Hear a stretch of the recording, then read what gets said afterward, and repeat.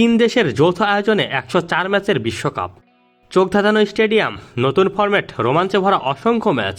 তবে বিতর্কেরও কমতি ছিল না। তবে সব আলোচনা ছাপিয়ে ২০২৬ ফুটবল বিশ্বকাপ শেষ পর্যন্ত রেকর্ড পরিমাণ আয় করেছে। যুক্তরাষ্ট্র, মেক্সিকো ও কানাডায় যৌথ আয়োজনে অনুষ্ঠিত বিশ্বকাপ থেকে ফিফার আয় হয়েছে রেকর্ড $১৫২০ কোটি। রাজনৈতিক টানাপোড়েন, বিতর্কিত রেফারিং সিদ্ধান্ত কিংবা সংগঠনটির সভাপতি জিয়ান্নি ইনফান্তিনোকে ঘিরে সমালোচনা কোনো কিছুই ব্যবসায়িক সাফল্যের পথে বাধা হয়ে দাঁড়াতে পারেনি। ফিফা জানিয়েছে এই বিপুল আয়ের বড় একটি অংশ ব্যয় করা হবে বিশ্বজুড়ে ফুটবলের কাঠামোগত উন্নয়নে।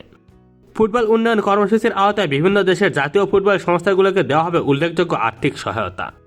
ফিফার ভাষায় এই অর্থ ফিরে যাবে ফুটবলের পিরামিড অর্থাৎ তৃণমূল থেকে শুরু করে সর্বোচ্চ স্তর পর্যন্ত ফুটবলের বিকাশে। আয়ের দিক থেকে ২০২৬ বিশ্বকাপ আগের সব রেকর্ড ভেঙে দিয়েছে। 4 বছর আগে কাতার বিশ্বকাপ থেকে ফিফার আয় হয়েছিল প্রায় $৭৬০ কোটি, অর্থাৎ এবার সেই অঙ্ক প্রায় দ্বিগুণ হয়েছে। এর আগে 2018 সালে রাশিয়া বিশ্বকাপ থেকে আয় হয়েছিল প্রায় $550 কোটি।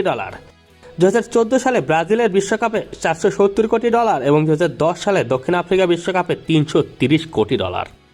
মাত্র 4 বছরের ব্যবধানে আয় দ্বিগুণ হওয়ার সবচেয়ে বড় কারণ টুর্নামেন্টের সম্প্রসারণ।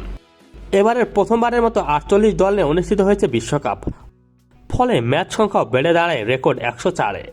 স্বাভাবিকভাবেই বেড়েছে টিকিটের বিক্রির সম্প্রচার, স্বত্বের মূল্য এবং বাণিজ্যিক কার্যক্রম। আরেকটি বড় কারণ ছিল আয়োজনের কেন্দ্রবিন্দু যুক্তরাষ্ট্র, বিশ্বের অন্যতম বৃহৎ ভোক্তা বাজার, বিনোদন শিল্পের শক্তিশালী কেন্দ্র এবং বিপণনের জন্য আদর্শ প্ল্যাটফর্ম হওয়ায় বিশ্বকাপকে ঘিরে বাণিজ্যিক আগ্রহ ছিল নজিরবিহীন।